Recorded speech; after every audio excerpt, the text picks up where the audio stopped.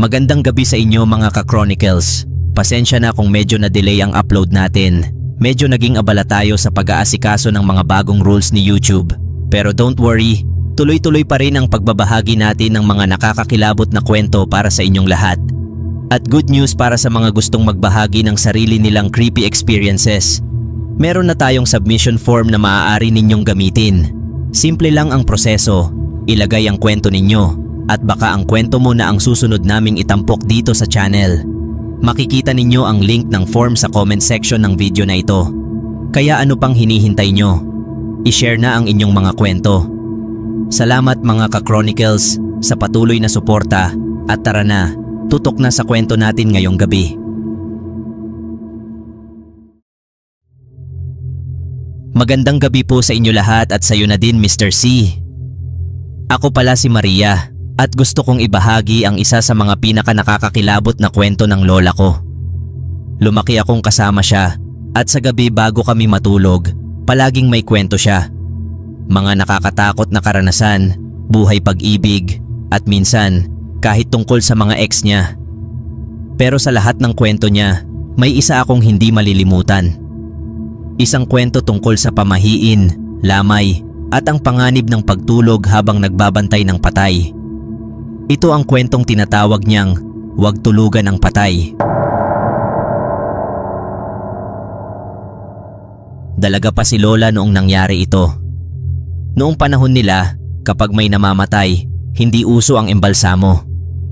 Pinapahiga lang muna ang bangkay sa isang higaan habang ginagawa ang kabaong, karaniwan sa isang sulok ng bahay.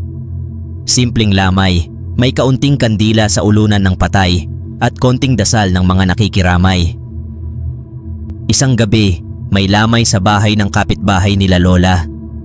Bagong namatay ang bangkay, kaya kakaunti pa ang tao. Karaniwan, tanging mga malalapit na kaanak at kapitbahay lang ang pumupunta sa unang gabi. Dahil ginagawa pa ang kabaong, hindi pa naisasara ang bangkay. Sa simpleng salita, lahat ay parang ordinaryo, maliban sa gabing iyon. May naka-assign dapat na magbantay ng patay sa gabi. Pero sa di inaasahan, nakatulog ang bantay. Hindi lang siya, kundi lahat ng tao sa bahay. Sa gitna ng katahimikan, walang nakapansin kung ano ang nangyayari sa bangkay habang sila'y mahimbing na natutulog.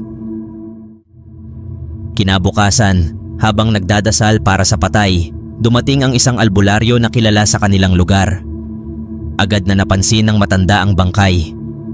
Tumigil siya sa kanyang ginagawa at seryosong sinabi sa pamilya, "Kailangan nating tingnan ang bibig ng patay, may kakaiba rito." Natatakot man, pinagkasunduan nilang buksan ang bibig ng bangkay. At doon nila nakita ang nakabaon na mga tali. Nakapalupot ito at mukhang maingat na inilagay sa loob ng bibig ng patay. Hindi ito normal. Habang tulog kayo, bumangon ang bangkay. Sinukat niya kayong lahat gamit ang mga tali. Kung hindi natin ito natuklasan at nailibing siya ng ganyan, isa-isa kayong mamamatay. Lahat ng nasukat niya ay susunod sa kanya. Nanginginig ang lahat sa narinig nila. Ang simpleng pagkakatulog ng mga bantay ay muntik nang magdala ng kamatayan sa kanilang lahat. Agad na inalis ang mga tali at siniguradong hindi na mauulit ang ganitong pangyayari. Maraming pamahiin ang mga Pilipino tungkol sa patay. Sinasabi nila na dapat hindi tulugan ang bangkay dahil maaaring magnakaw ng katawan ang mga balbal, mga aswang na kumakain ng patay. May nagsasabi rin na kapag natalunan ng pusa ang bangkay, babangon ito. Ang ilan, naniniwala na nagiging laruan ng demonyo ang katawan kung hindi binabantayan. Siguro kaya nauso ang sugal tuwing lamay, para manatiling gising ang mga tao. Ngunit kahit gaano pa ito kasaya, hindi dapat kalimutan ang responsibilidad sa pagbabantay sa ating mahal sa buhay. Hanggang ngayon, naiisip ko pa rin ang kwento ng lola ko. Totoo man o hindi, malinaw ang aral nito. Ang ating responsibilidad sa ating mahal sa buhay ay hindi natatapos sa kamatayan. Sa mga huling sandali ng kanilang pisikal na katawan sa mundong ito, nararapat lang na maipakita natin ang paggalang at pagmamahal sa kanila. Hi Lola, kung nasaan ka man ngayon, mahal na mahal kita. Pasensya na, pinagkalat ko na naman ang kwento mo. Pero salamat sa mga alaala. Sana ay natutuwa ka na nagagamit ko ang mga kwento mo para magdala ng aral at kaunting takot sa iba.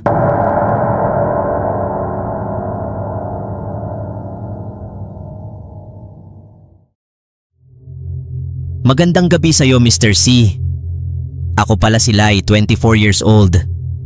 Gusto ko lang ibahagi ang isang nakakatakot na karanasan ko noong 2015. Totoo ito at hanggang ngayon, hindi ko pa rin makalimutan.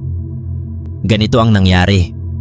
Nagplano kaming magtrabaho sa isang project kasama ang ilang classmates ko. Grade 7 pa lang kami noon. Malapit lang ang mga bahay namin sa isa't isa, kaya okay lang kahit gabihin kami. Isa sa mga kasama namin ay pinsan ko. Habang naglalakad kami papunta sa bahay kung saan gagawin ang project, dinaanan namin ang isang madilim na alley. Medyo matarik paakyat at tanging ilaw lang ng maliit na tindahan ang nagbibigay liwanag. Katabi nito ang isang malaking balete tree na parang laging may presensyang misteryoso. Nasa unahan ako at nasa likuran ko ang pinsan ko at isang kaibigan, nagkukwentuhan. Tapos biglang nangyari ito. Isang eksenang hindi ko maipaliwanag. Akala ko noong una, guni-guni lang o baka aso. Pero hindi, Mr. C, kasi kung hindi totoo, bakit tumakbo din sila? Sa takot ko, nadapa pa ako, pero mabilis akong tumayo. Tumakbo kami papasok sa bahay ng kaibigan namin at agad kaming nagkulong sa kwarto. Akala ko ako lang ang nakakita, pero lahat kami natakot ng husto. Doon kami nagtipon sa isang sulok ng kama. Pakiramdam namin sinusundan kami ng babaeng iyon. Buti na lang, nakalak ang pinto. Pero habang nagkukulong kami sa kwarto, may narinig kaming tunog. Parang may upuan na natumba. Tandaan nyo, wala talagang tao sa bahay na iyon kaya doon kami nagdesisyon mag-project. Habang ako'y hindi mapakali, nakatulog na ang dalawa kong kasama sa gitna ng takot. Ako na lang ang gising at sa puntong iyon, gusto ko nang umuwi. Hindi ako pinapayagan ng kuya ko na mag-sleepover kahit malapit lang. Kaya nang dumating ang lola ng kaibigan namin, nagtanong ako kung pwede niya akong samahan hanggang sa dulo ng alley. Hindi ko na naipaliwanag ng maayos ang nangyari dahil sobrang takot ko. Pero nagpasalamat ako nang makauwi ako ng ligtas. Noong 2018, pumanaw ang lola ng kaibigan ko dahil sa cancer. Ngayon kapag napapadaan ako sa lugar na iyon, napansin kong pinutol na ang balete tree. Pero hanggang ngayon, sariwa pa rin sa alaala ko ang gabing iyon. Salamat sa pagbabasa, Mr. C. Ito ang una kong ganitong karanasan at sana nagustuhan nyo ang kwento ko.